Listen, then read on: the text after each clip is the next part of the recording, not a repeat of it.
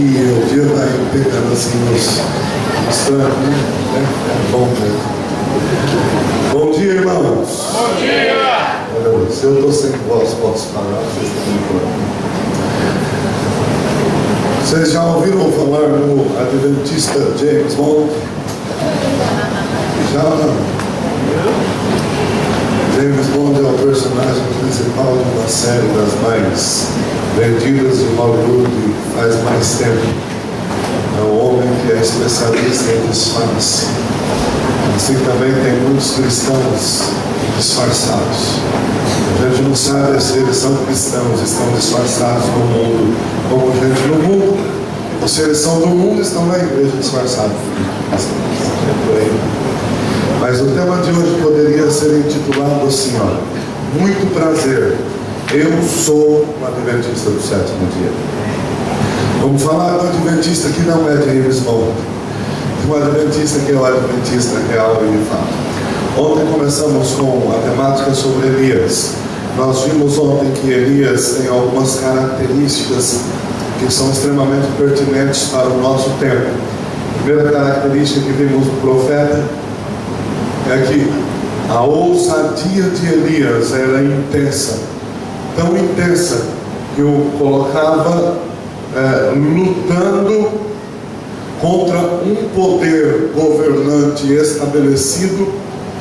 Era uma ousadia que o levava a se posicionar contra esse poder que era apoiado pelos demais poderes daquela época, pelos demais reinos daquela época, e que era apoiado pelo povo daquela época. E isso eu preciso que você se lembre. E essa ousadia de Elias o levava não somente a se posicionar contra esta corrente de massa, mas o levava também a trazer uma mensagem que era uma mensagem de verdade presente para os seus dias.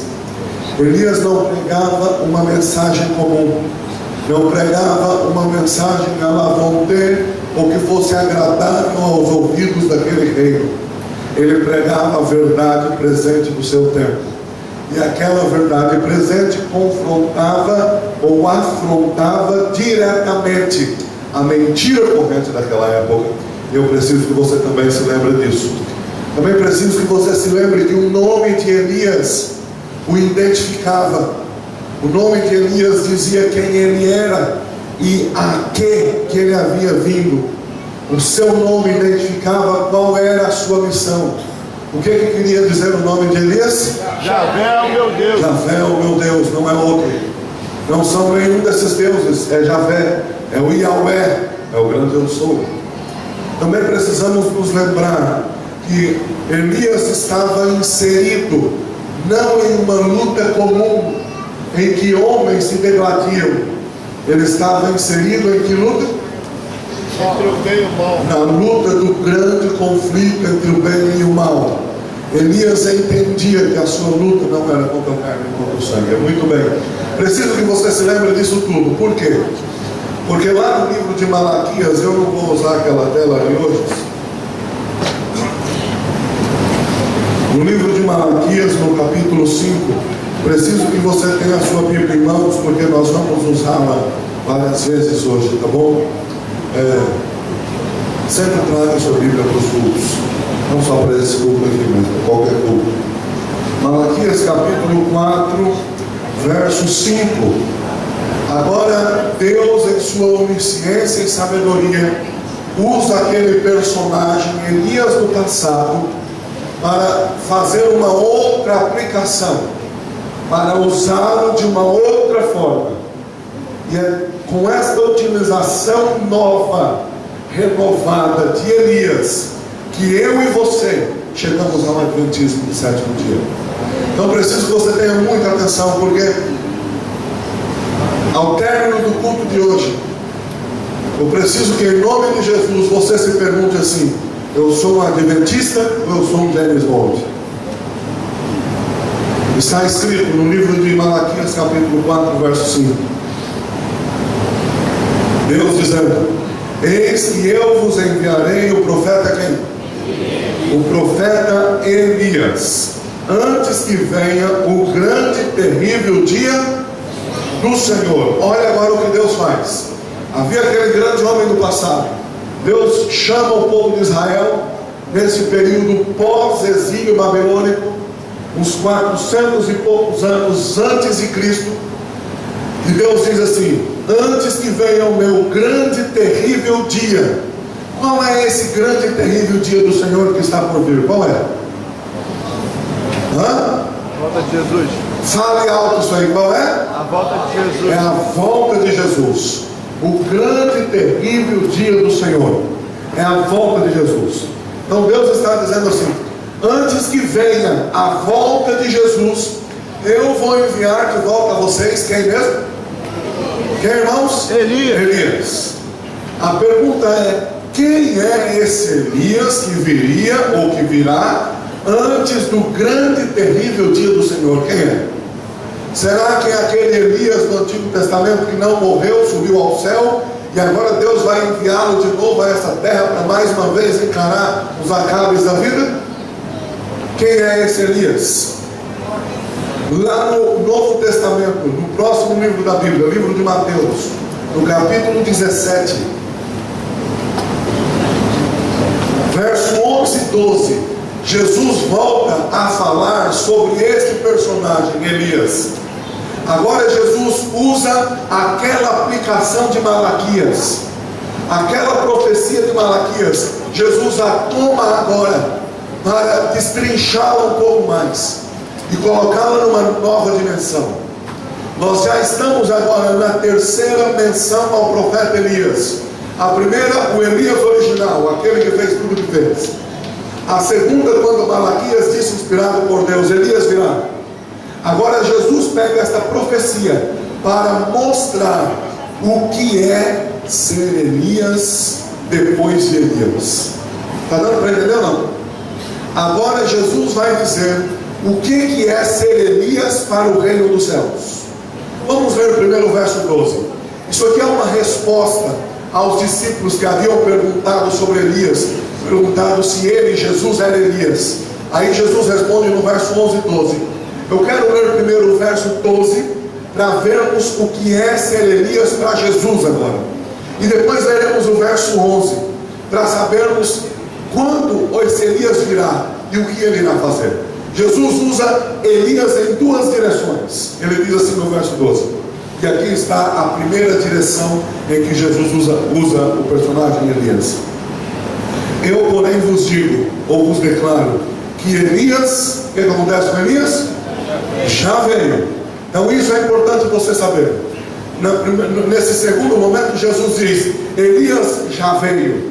E ele termina dizendo assim: e não reconheceram, antes fizeram com ele tudo quanto quiseram, assim também o Filho do Homem há de padecer nas mãos deles. Verso 13. Então os discípulos entenderam o que lhes falara a respeito de quem? Então, no primeiro momento Jesus respondendo a questão de quem é Elias agora, que essa era a questão dos discípulos. Senhor, o Senhor é Elias que viria novamente, que o Malaquias lá falou, que viria antes do grande e terrível dia do Senhor? Então Jesus diz assim, peraí, não é assim. Elias já veio.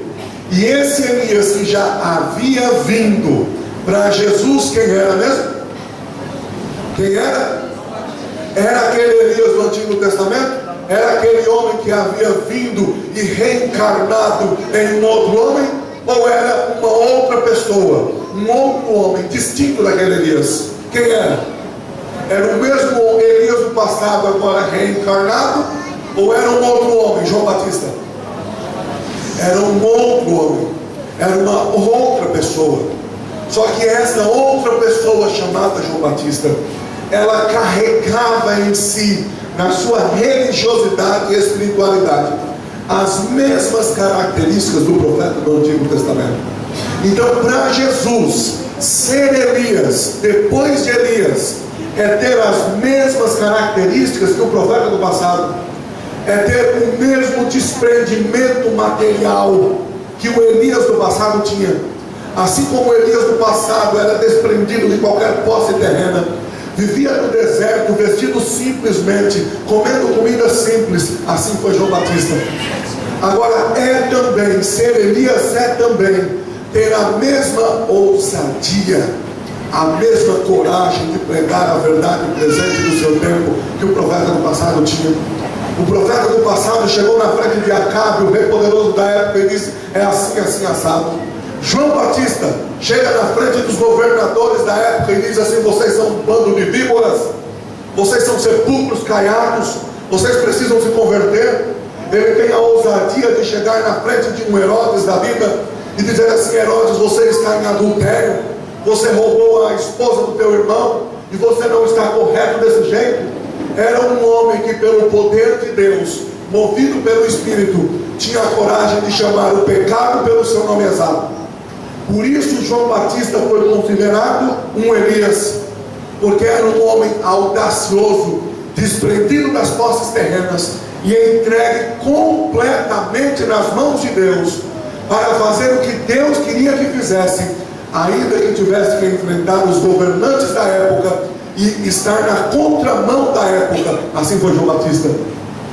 Portanto, ser Elias na concepção divina é ter em sua espiritualidade as mesmas características que o profeta do Antigo Testamento tinha. É ter a mesma ousadia de se posicionar pela verdade, como o Elias do Antigo Testamento tinha. E isso foi visto em João Batista. Só que no verso 11, Jesus aplica a outra direção do que é ser Elias. Verso 11 do capítulo 17 de Mateus, ele diz assim: olha, no verso 12 ele disse assim: Elias já, está fraquinho, Elias já veio. Só que agora no verso 11 veja o que ele diz. Jesus então respondeu: de fato Elias, olha que interessante, de fato Elias virá. E o que ele vai fazer? E restaurará todas as coisas. Grave essa coisinha aí. Elias virá e irá restaurar todas as coisas. Você precisa gravar isso, porque é isso que o Elias que iria fazer. Restauraria todas as coisas. O que ele vai restaurar? Vamos ver já já. Mas agora preste atenção. Jesus disse: Elias já veio, era João Batista. Só que ele não somente veio, ele também virá. Então Jesus agora fala de um Elias que também virá, aquele mesmo que Malaquias havia falado. Então nós já temos as três aplicações de Elias na profecia: a aplicação de Malaquias, a de João Batista, e a aplicação futura, que também é a de Malaquias, que Elias virá e restaurará todas as coisas.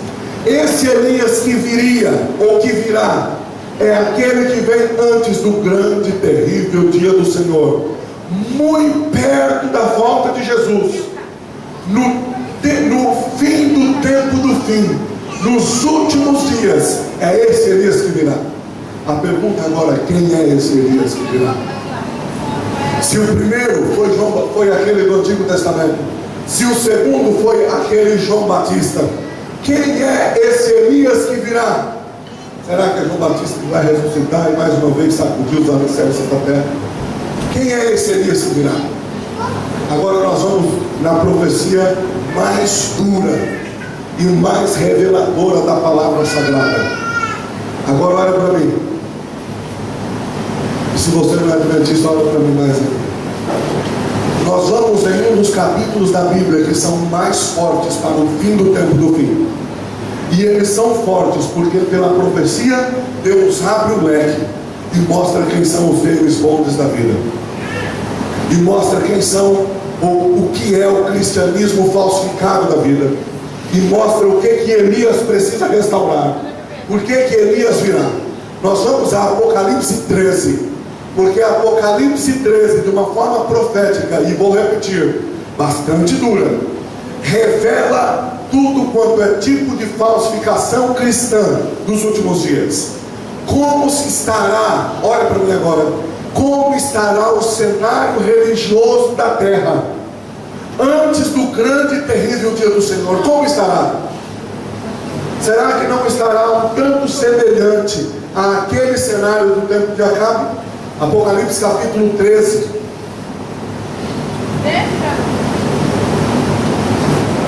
É aquele capítulo que fala das bestas do Apocalipse. E aqui nós temos a contrafação ou a falsificação de tudo que é aquilo que é verdade nos últimos dias. Esse capítulo da Bíblia está falando do dia. Que dia é hoje? Que dia é hoje do mês? 21. Esse capítulo está falando do dia 21 de fevereiro de 2012, no Rio de Janeiro.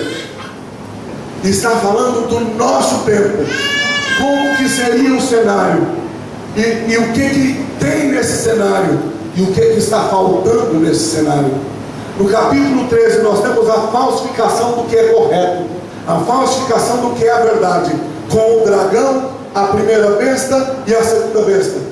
Eu não tenho tempo de explicar aqui detalhadamente o que é esse capítulo, então eu vou direto nos termos. Quando se fala do dragão em Apocalipse 13, o que é o dragão? É uma representação do quê? De Satanás. E quando fala da primeira besta em Apocalipse 13, é uma representação do quê?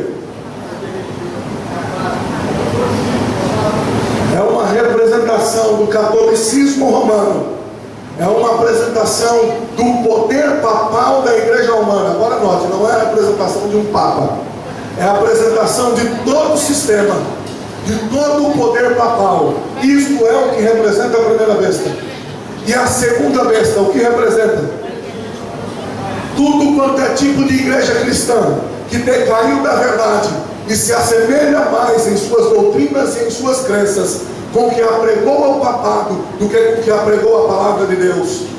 É por isso que, como adventistas do sétimo dia, nós nos firmamos nos mandamentos do Senhor, nos firmamos na guarda do sábado, porque o sábado é de Deus, é da Bíblia, enquanto o domingo não está na Bíblia, é do papado.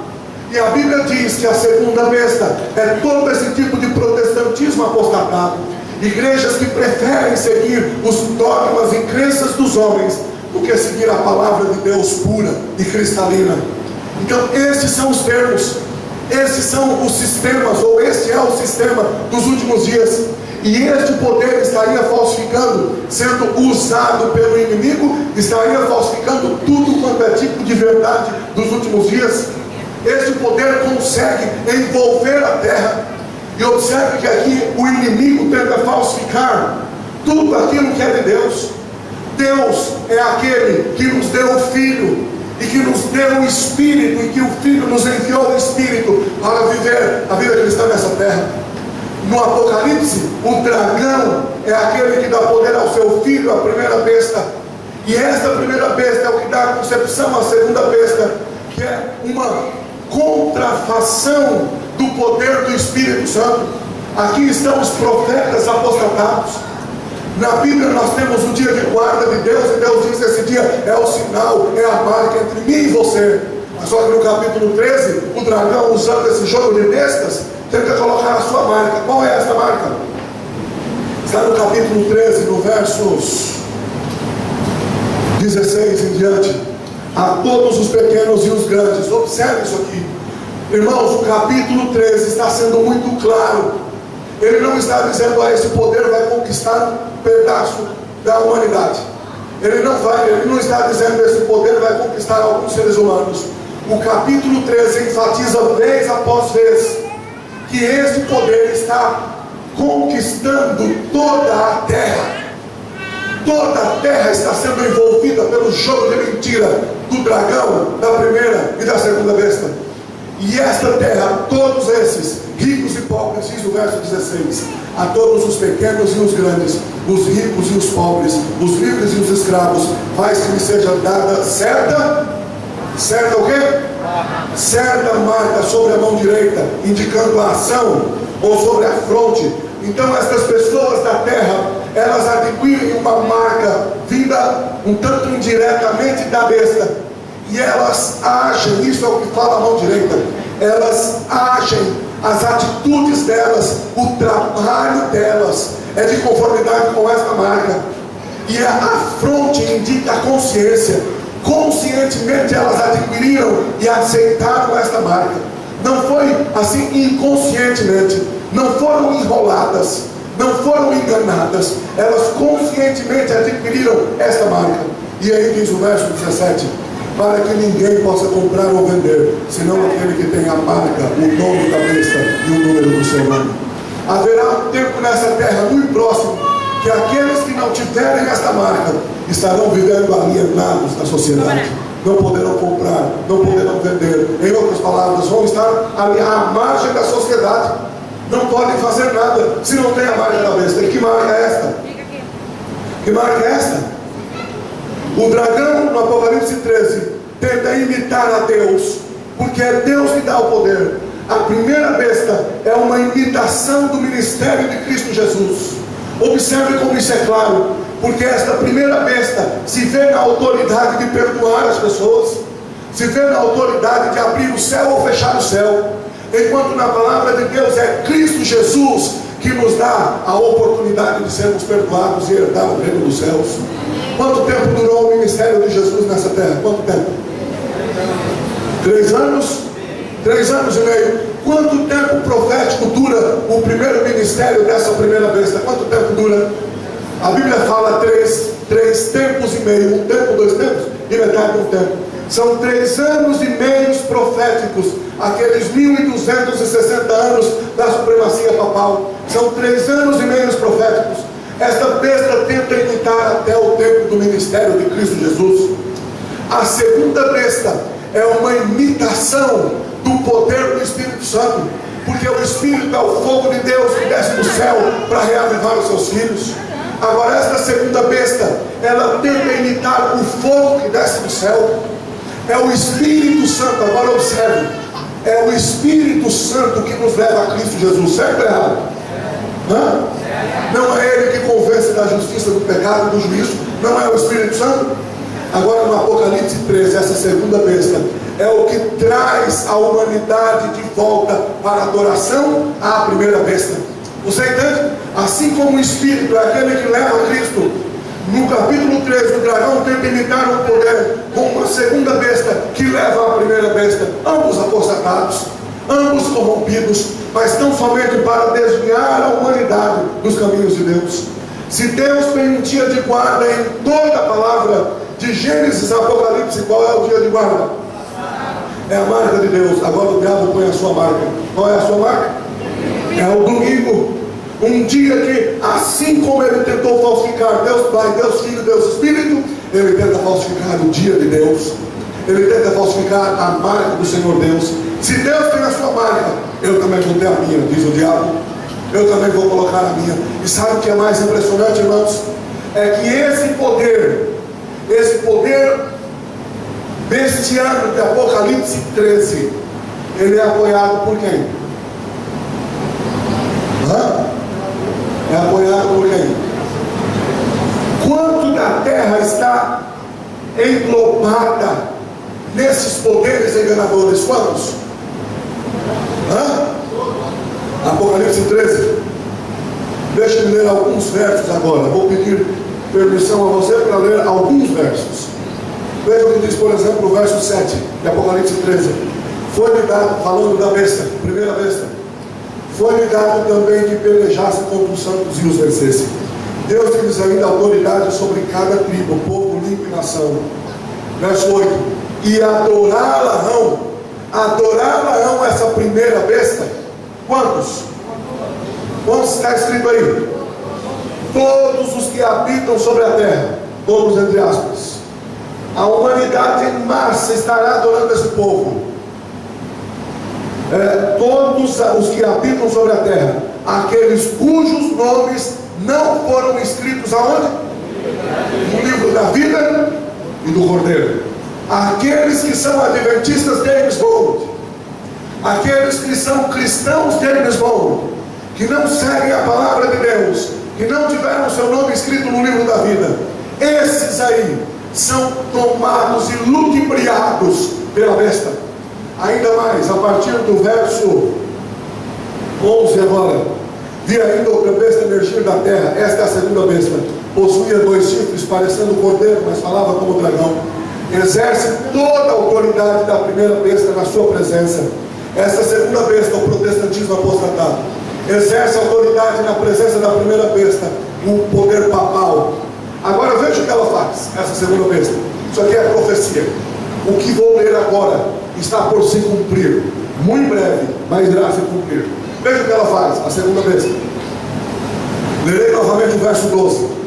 Exerce toda a autoridade da primeira besta na sua presença, faz com que a terra e os seus habitantes adorem a quem? Adorem a quem? A primeira besta, cuja ferida mortal fora curada, também opera grandes sinais, de maneira que até fogo do céu faz descer a terra diante dos homens. Olha o que ela faz: seduz os que habitam sobre a terra, por causa dos sinais que lhe foi dado executar diante da besta, dizendo aos que habitam sobre a terra que façam uma imagem à besta, aquela que ferida a espada sobreviveu.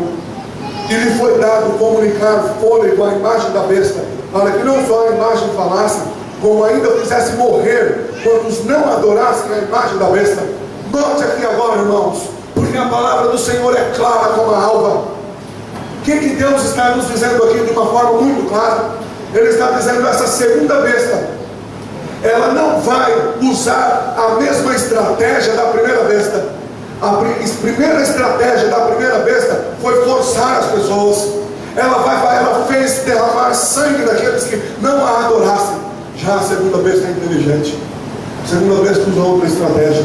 Ela não força. O que ela faz? Isso aí, o verso. O que ela faz? Ela seduz. Seduz não é forçar. Ela seduz com palavras que são agradáveis aos ouvidos. É por isso que Paulo, orientando a Timóteo, diz assim: Timóteo, prega a palavra.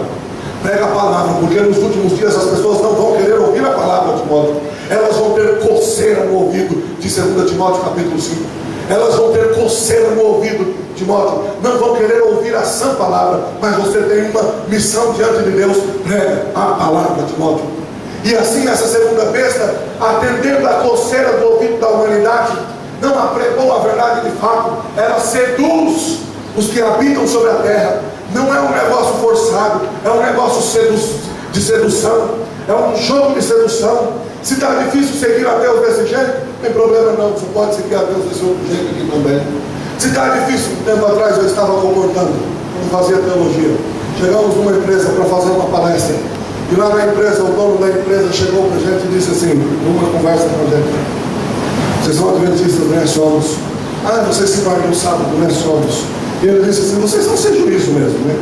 Eu disse: por quê? Porque vocês não estão vendo que quanto mais passa o tempo, mais difícil está vocês ficarem com esse negócio, sabe? Será que vocês não conseguem ver que quanto mais passar o tempo, pior vai ficar a coisa para vocês? Se vocês continuarem com esse negócio, daqui a um tempo vocês não vão conseguir trabalhar mais, e as coisas vão ficar difíceis. Eu olhei para ele, peguei nos olhos dele, peguei na mão dele e disse: amém, porque é isso mesmo. Agora, essa segunda besta, ela procura pregar um evangelismo, um evangelho que elas vão ter. Você não precisa mudar a sua natureza carnal. Você pode ir para o céu com natureza carnal e tudo, com pecado e tudo, não sei para que céu, mas é o que ela prega. É um projeto de sedução. E agora nós, irmãos, a terra é seduzida por essa besta. Então o que nós temos nesse cenário mundial dos últimos dias? O que nós temos? E tenta agora se lembrar de Acabe lá.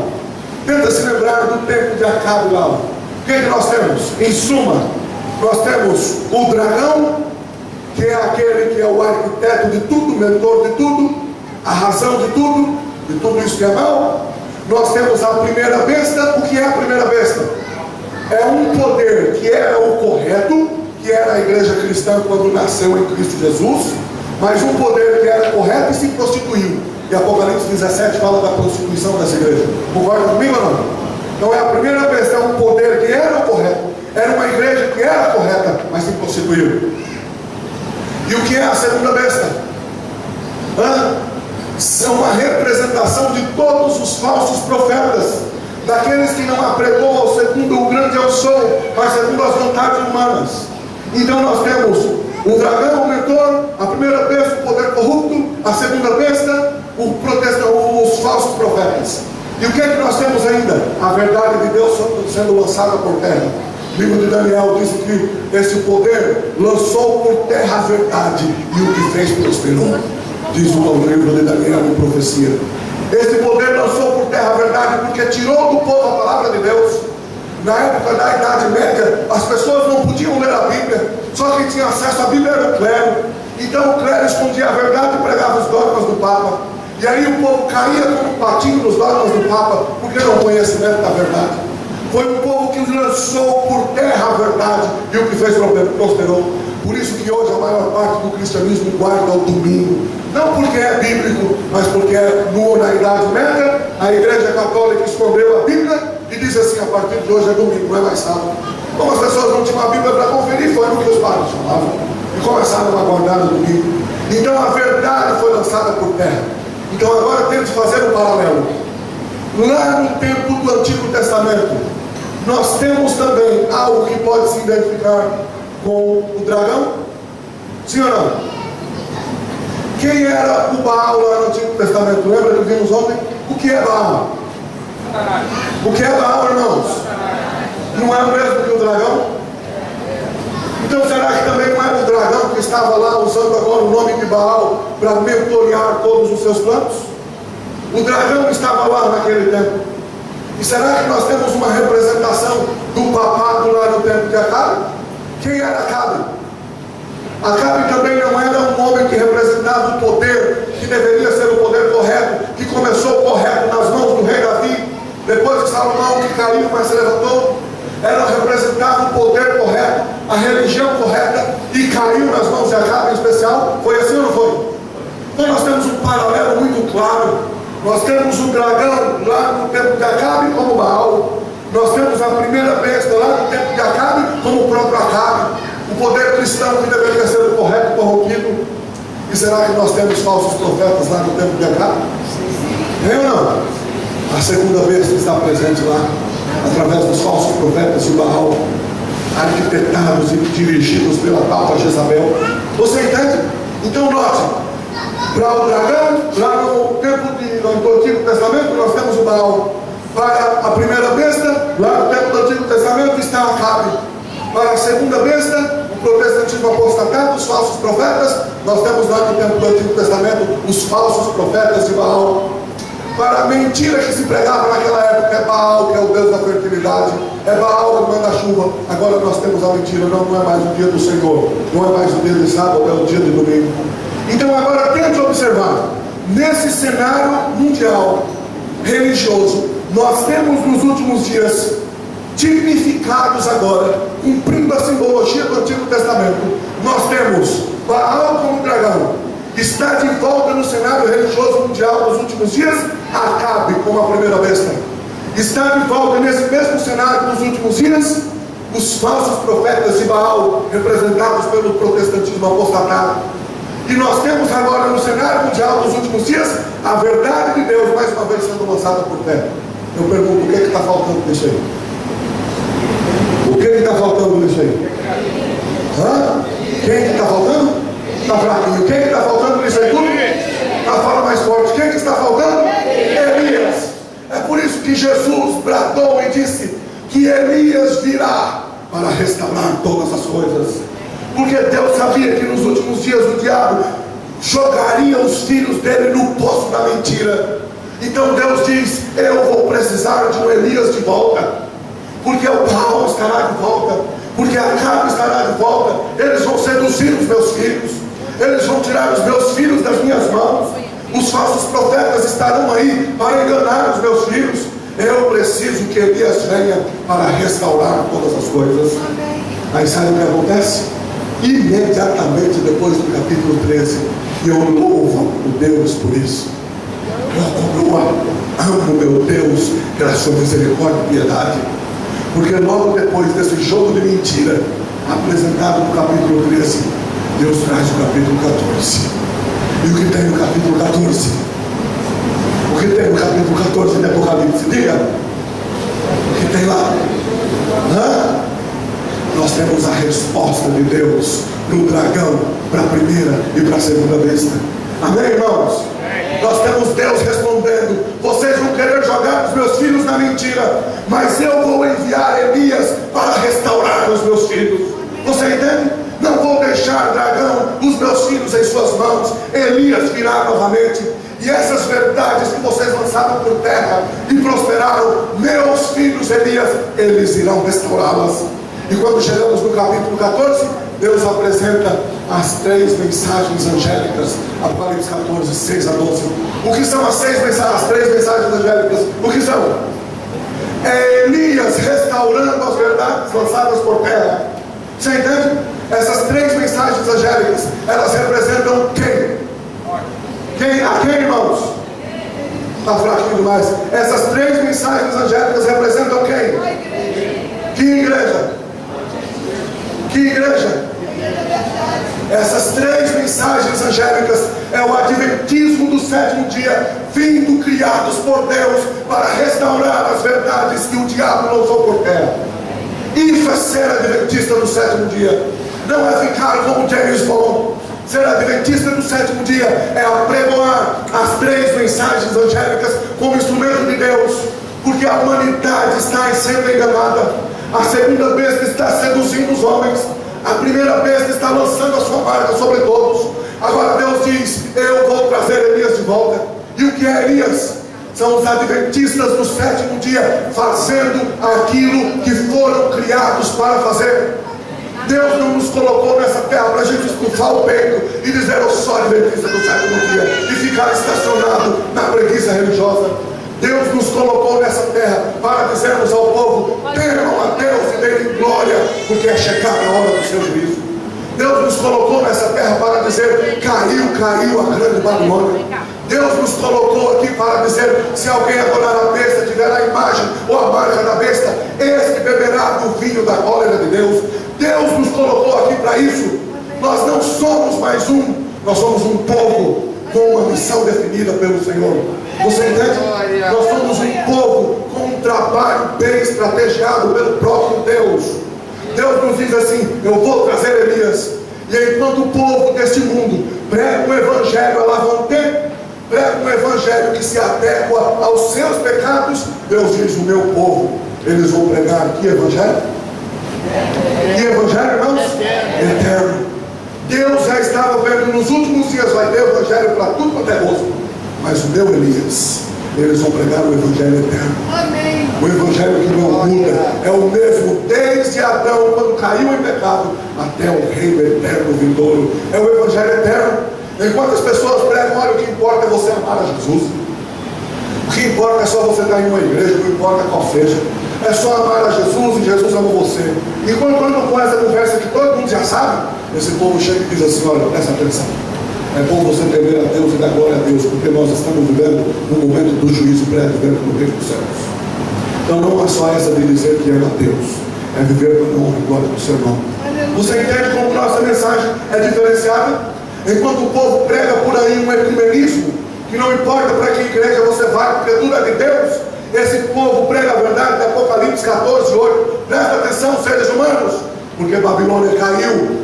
E o que é a Babilônia caída? É a mãe e as filhas todas caídas nos princípios da verdade, seguindo os princípios do homem. Não somos Alá ecumenismo, nós somos Alá, a palavra de Deus. Você entende? Enquanto as pessoas pregam: nós vamos ter um grande momento de paz, um milênio vai ser nessa terra, vai ter oportunidade para todo mundo, nós estamos, não é assim. Porque a Bíblia está dizendo que se você adorar a besta, ou ter a marca da besta, ou fazer uma imagem da besta, que é imitar a besta, você vai beber do vinho da cólera de Deus. Você entende o que é isso? O que é isso? É esse povo restaurando a verdade. Isso é ser Elias. Por isso Jesus disse: Elias virá e ele vai restaurar todas as coisas. Então o que é ser Elias? O que é ser Elias? É ser um adventista do 7º dia do lugar de fala. A vinda de Elias, segundo a Bíblia, não é nada mais, nada menos do que a vinda do adventismo para restaurar a verdade. E agora note as características do falso profeta. As características do antigo profeta de Elias. Ele era ousado, porque pregava a verdade. Esse povo deve ser ousado também ou não? Deve ser ou não? Assim como Elias, esse povo deve enfrentar, especialmente nos dias futuros, deve enfrentar um poder apoiado pela massa e apoiado por todos os governos. Mas Elias enfrenta esse poder, que é o poder papal dos últimos dias, quando o decreto dominical for estabelecido. Esse poder papal estará apoiado por todos os governos, e a massa, o povo da terra, estará seguindo esse poder. E então precisará um Elias audacioso, corajoso e ousado, para chegar na frente dos acabos atuais e dizer: não é assim. Você entende? É necessária a ousadia do profeta. Nós vimos o nome de Elias que me identificava. O que quer dizer Elias mesmo, irmãos? Assim como o nome de Elias me identificava, nós também nos identifica. Nós não somos qualquer cristãos. Eu sou, para a honra e glória de Deus, eu sou um adventista. Eu creio no breve advento de Cristo. Não estou aqui perdendo tempo. E eu não sou um adventista qualquer. Eu sou um adventista do sétimo dia, que é a palavra de Deus. Não sou um adventista que é ludibriado pela besta e nem pela segunda besta. Eu sou um adventista que se aprisiona na palavra do Senhor, um escravo de Jesus Cristo. Você entende? Nosso nome deve nos identificar. Qual era a mensagem de Elias? A mensagem presente de seu tempo era aquela que confrontava a mentira corrente. É o Baal que manda a chuva, que faz o fruto dar. E aí Elias chega e diz: não é assim, não vai chover, eu quero ver o que vocês vão fazer. E qual é a verdade do nosso presente, do nosso tempo? A humanidade está acreditando que domingo é o grande dia da ressurreição de Cristo Jesus. Todos devem adorar agora no domingo. Lá na cidade, no país de Portugal, recentemente, o Congresso do Senado português votou e aprovou para todo o país de Portugal o dia domingo como dia oficial de guarda. Os outros dias é dia de trabalho. Domingo é o dia de guarda. E a proposta deles é que a nação portuguesa guarde o domingo de verdade. Não é essa guardar esse domingo relaxado que tem, não. É guardar o domingo de verdade. Você entende? Enquanto se prega essa mentira, nós dissemos: não é assim. O sábado é o selo do Deus vivo, segundo a sua palavra. Você percebe como a nossa mensagem também, assim como Elias, afronta a mentira corrente da época? Elias sabia que onde ele estava inserido era na luta do grande conflito entre o bem e o mal. A sua luta não era contra a carne nem o sangue, era contra as forças do mal. E qual é a nossa luta hoje? Você sabia que os adventistas do sétimo dia é os únicos religiosos que têm uma crença definida e esclarecida pela palavra de Deus do grande conflito entre o bem e o mal? Você sabia que isso é particular dos adventistas do sétimo dia? Porque nós entendemos que a nossa luta não é nem contra o Papa. A nossa luta é contra o inimigo das almas. É contra o inimigo de Deus. Essa é a nossa luta. Então agora eu preciso lhe fazer uma pergunta. Olha para mim. Você é um adventista do sétimo dia? Eu quero que em nome de Jesus você faça um pente fino na sua vida espiritual. Porque ser adventista do sétimo dia é ser Elias. O resto é ser Deus bom. Então eu quero que em nome de Cristo você faça um pente fino e diga: a minha vida espiritual, minha vida com Deus, tem se parecido mais com Elias ou com Deus bom? A minha atitude religiosa diante dos poderes corrompidos dessa terra é uma atitude como a de Elias, ou é uma atitude complacente com as forças das trevas? Você é Elias? Alguns anos atrás ouvi uma história contada pelo professor Valdecir Lima, do Leste.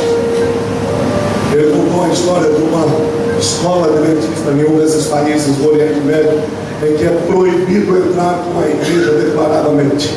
Desses países muçulmanos, creio. Não se podia entrar com a igreja declaradamente. Então a igreja adventista entrou com a escola. E lá naquele país a escola adventista foi estabelecida. Não carregava esse nome porque é proibido no país, mas era uma escola adventista. E como uma escola adventista comum, eles estudavam de segunda a sexta e no sábado repousavam, porque assim regra o mandamento. E levavam a vida desse jeito. Até que um dia uma tribo revolucionária naquele país tomou o poder. guerreou contra o poder governante, derrotou o poder governante e se tornou o poder governante daquele país, aquela tribo revolucionária. E aquela tribo revolucionária não reconhecia nenhum outro poder religioso que não fosse o deles mesmo, e não aceitava naquela nação nenhum tipo de crença que não fosse a deles mesmo. E eles souberam que lá havia uma escola adventista e que os alunos e professores guardavam o sábado. E então foram até aquela escola, invadiram aquela escola, procuraram a direção e ordenaram de uma forma muito rigorosa e categórica: a partir de hoje vocês vão estudar de segunda a sábado. Mas nós acreditamos que o sábado é dia de guarda, disse os diretores.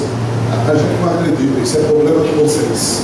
Vocês vão trabalhar e dar aula de segunda a sábado, não é para a gente, não interessa o que vocês pensam. Olha, mas só que há estatutos aí, não sei o que, e a gente precisa descansar no sábado. Não vai mais descansar no sábado.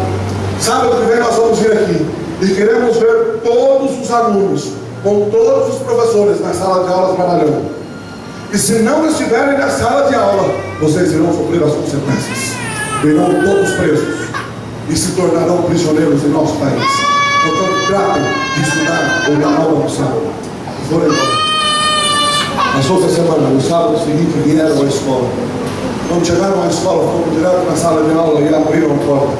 E quando abriram a porta e olharam lá dentro, o que eles viram? Estava todo mundo lá. O professor lá na frente dando aula, os alunos lá sentados. E eles olharam, aquele olhar orgulhoso de satisfação. É isso aí. E o comandante, creio, daquele batalhão que ele foi, se virou para ele ir embora. Mas quando ele se virou, ele olhou lá atrás e viu que tinha uma cadeira vazia. Ele olhou para aquela cadeira e perguntou ao professor: cadê o aluno daquela cadeira? O professor não respondeu nada. E ele perguntou para todo mundo: cadê o aluno daquela cadeira? Todo mundo ficou em silêncio, ninguém respondeu nada. E ele perguntou ferozmente: cadê o aluno daquela carteira? Onde ele está? Ninguém respondeu nada. E então sai aquele batalhão da sala de aula, era um internato, e vai de quarto em quarto procurando o aluno daquela carteira. E arrombam uma porta e não vê nada, arrombam outra porta e não vê nada, e vão arrombando porta em porta, até que quando arrombam uma para tirar aquelas portas, a porta estafa e cai lá e eles olham. E lá está um garoto, por volta de uns 10 anos de idade, ajoelhado, debruçado sobre a sua cama, orando a Deus. E então o comandante daquele batalhão diz: ei moleque, o que você está fazendo aí? A língua deles, lógico. O menino levanta, meio assustado. O que você está fazendo aí? Você não sabe que hoje é dia de você estar na sala de aula, tendo aulas? E o garoto levanta seu olhar, olha nos olhos daquele comandante e diz assim: meu senhor, eu respeito muito, mas eu respeito mais o meu Deus. E o meu Deus diz que sábado é dia de guarda, não é dia de estudar. Então eu sinto muito, mas eu não vou estudar, vou ficar aqui. Você ficou louco? É para você sair daqui para a sala de aula agora mesmo. Senhor, eu sinto muito, mas não posso me obedecer. Eu tenho um Senhor maior, e o meu Senhor maior me manda ficar aqui. Você vai para aquela sala de aula agora, ou vai sofrer as consequências. Senhor, faz o que o Senhor quiser, eu não vou, não posso ir, meu Deus não me permite. Você vai agora, não vou. Então pegaram aquele garoto, arrancaram as suas roupas, levaram até o pátio daquela escola, tinha um poste no meio, amarraram ele com as costas desnudas e para trás. Chamaram todos os alunos e professores daquela escola no pátio. E quando todos estavam ali, pegaram chicotes com as pontas muito afiadas e começaram a chicotear aquele garoto. E bateram forte nas costas daquele menino. Batiam forte e o menino só gemia e se curvava, mas batiam cada vez mais forte até que o sangue começou a descer. E quando eles espancaram e bateram e deixou aquele menino arriado no chão, sangrando, chegaram perto, o comandante chegou perto e disse: pois bem, sábado que vem vamos voltar aqui, eu quero ver se você não vai estar lá. Deixaram o garoto e foram embora. Passou-se a semana. No sábado seguinte voltaram, foram direto para aquela sala de aula. E o comandante olhou direto naquela carteira. Estava todo mundo lá, mas a carteira continuava vazia. Então eles saíram rapidamente, já sabiam onde era o quarto. Foram direto no quarto, a porta já estava arrombada. E quando eles olharam dentro do quarto, lá estava o garoto, já com as costas desnudas, mas debruçado e orando a Deus na sua cama. Garoto, você vai voltar para a sala de aula agora. Senhor, faça o que o Senhor tem que fazer. Eu não vou. Eu tenho um Deus maior. Eu não vou. Garoto, volte para aquela sala de aula, ou nós vamos fazer a mesma coisa que fizemos na semana passada. Faça o que o Senhor quiser. Pegaram o garoto, levaram ao poste no meio do parque, chamaram todo mundo, e pela segunda vez bateram até que o garoto ficou arriado, sangrando pela segunda vez. Vieram no outro sábado pela terceira vez, e quando chegaram naquele terceiro sábado, foram direto na sala de aula, olharam lá atrás, estava todo mundo aí, mas quando olharam lá atrás, tinha uma carteira vazia. Mas antes do comandante sair, ele olhou novamente, e do lado daquela carteira vazia, tinha uma outra carteira vazia. E o comandante perguntou: cadê aquele outro aluno? Ninguém respondeu nada. Quero saber onde está aquele outro aluno. Ninguém respondeu nada. O comandante com o seu batalhão sai da sala de aula e vai para o quarto daquele antigo aluno. E quando chegou no quarto daquele antigo aluno e olhou lá dentro, não tinha só um aluno desnudo, orando a Deus na sua cama. Estavam os dois alunos ali orando ao Senhor Deus. E eles disseram: vocês vão para a sala de aula agora. Os dois se levantaram, olharam firme no olho do comandante e disseram: nós não vamos. O Senhor faça o que o Senhor tem que fazer, mas o nosso Deus nos diz a honrarmos o seu sábado acima dos dogmas ou preceitos de qualquer homem. Nós vamos guardar o sábado do Senhor. Vamos para a sala de aula, sofram as consequências. Sofremos as consequências. Levaram os dois garotos para o poste, no pátio, chamaram todo mundo, deixaram esses garotos desnudos e chicotearam, até que os dois ficaram arriados no chão e sangrando. Sábado que vem voltaremos e queremos vocês dois para a sala de aula.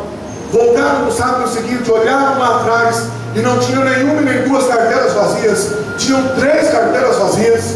Cadê o outro aluno? Ninguém responde nada. Eles voltam àquele quarto e não tem um aluno orando, tem 3 alunos debruçados sobre a sua cama, ajoelhados, orando ao Senhor Deus, Criador dos céus, da terra e do mar.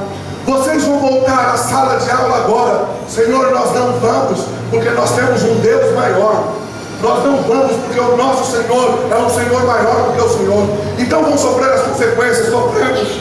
Levaram os 3 para o pátio. Você sabe o que aconteceu. Deixaram os 3 arriados. Sábado que vem voltaremos e queremos ver vocês todos na sala de aula. Passou essa semana. Voltaram no sábado seguinte. Chegaram na sala de aula, entraram. E quando olharam, não tinha nenhuma, nem 2, e nem 3 carteiras vazias. A sala estava toda vazia. Onde estão os alunos? Foram direto para o quarto daquele garoto, o primeiro garoto. E quando chegaram no quarto do primeiro garoto, não tinham 2 nem 3 garotos orando. Toda a sala de aula estava no quarto desse garoto, orando ao Senhor Deus. Lá estava o professor. Vocês vão para a sala de aula. E agora é o professor que se levanta e diz: não vamos. Faça o que quiser. Sabe o que é isso? É ser Elias. Se firmar na verdade, ainda que caiam os céus. Isso é ser Elias. Eu sei muito bem que Deus enxergou naquele garoto um Elias, porque era um garoto ousado que sabia quem era e sabia para onde ia. Querido, Deus não está procurando mais um membro da igreja. Deus está procurando Elias. Deus não quer que você venha para a igreja dele sendo mais um. Deus quer que você vá para o mundo sendo um Elias. Deus quer que lá na sua escola você se posicione, de maneira que a escola veja em você um homem de Deus, uma mulher de Deus. Deus quer que você na sua vizinhança não seja conhecido como mais um, mas seja conhecido como um cidadão do reino da glória.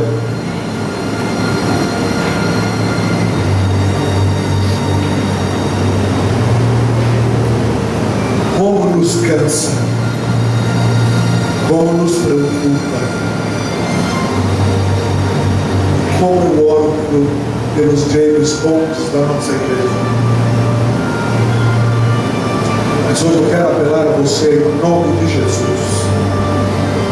Saia daqui como Elias.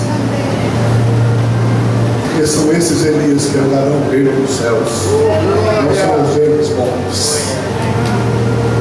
Não saia daqui como mais um. Não saia daqui como uma jovem que não tenha nenhuma diferença das jovens do mundo. Saia daqui como uma jovem que seja uma princesa do reino da glória. Saia daqui como uma jovem que se vista como uma princesa do reino da glória. Saia daqui como um jovem que fale como um cidadão do reino. Saia daqui como um aluno de faculdade ou de colégio, seja lá do que for, mas que seja um aluno primeiramente do Mestre Jesus Cristo. Saia daqui não mais como um homem comum, não mais como um pai de família somente. Saia daqui como um sacerdote do lar, colocando a sua família, a maior bênção que Deus te deu nesta terra, aos pés de Cristo Jesus, a cada dia. Deus não colocou você, pai, marido, para ser um pai ou um marido como os pais e maridos deste mundo. Deus colocou você aqui para ser um sacerdote do lar, para ensinar teus filhos que os príncipes do reino têm uma cultura diferente, têm princípios diferentes, têm mandamentos diferentes. Foi para isso que Deus colocou você lá, pai. Mãe, Deus colocou você lá na sua casa. Não é para criar os seus filhos como se cria um animal. Deus colocou você lá como mãe, para ser uma mãe de seu filho, como Maria foi mãe de Jesus, para ensiná-los que o que Deus tem para nós é muito maior do que os principais empregos e faculdades dessa terra podem nos dar. Deus colocou você aí, mãe, para ensinar aos seus filhos que não tem faculdade nenhuma no mundo que vale a pena trocar pelo reino de Deus. Foi por isso que Deus o colocou aí como mãe. Deus colocou você aqui, jovem, nesse retiro, nesses dias. Deus me colocou aqui nesses dias. Não é dando um tiro no vácuo, porque Deus não age por acaso. Deus colocou você e a mim aqui nesse dia, porque Ele quer dizer a você, querido jovem, estou farto de jovens que se assemelham mais com o mundo do que comigo. Estou farto de homens e jovens que me adoram com os lábios, mas o seu coração está longe de mim. Estou farto desses James Bond. Deus colocou você aqui para que você entenda e para que você aceite que o que Deus quer é que você seja um Elias dos dias atuais. E você pode ser em nome de Jesus. Oh, glória! O quarteto vai cantar agora. E eu quero fazer um apelo de coragem. Coragem é você. O meu apelo pode fazer com que você fique estacionado nessa cadeira, dizendo assim: não, eu não posso ir porque todo mundo vai ver quem eu era. Mas eu quero que nesse momento, em nome de Jesus, você ignore todo mundo que está aqui e creia que está só você e o grande eu sou.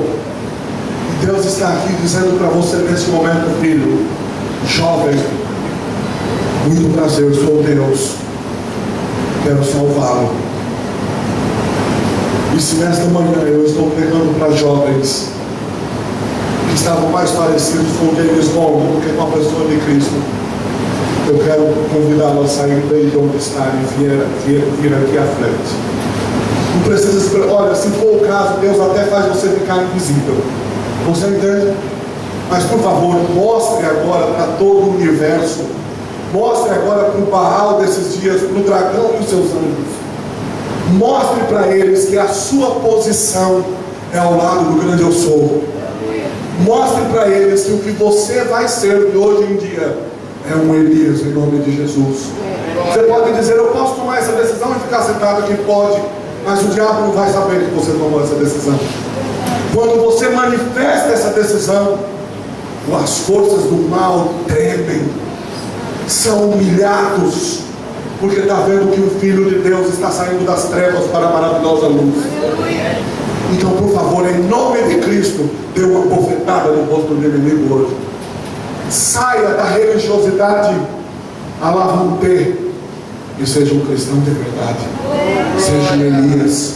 Não se venda por uma faculdade, não se venda por um emprego, não se venda por uma roupa, não se venda por um modismo, não se venda por um sexo libertino, não se venda por nenhum tipo de droga, porque o que Deus tem para você, nem ouro e nem prata pode comprar. Pode colocar a música, o quarteto vai cantar. Se você quer hoje sair do normalismo e ser um Elias, se levante e venha aqui em nome de Jesus.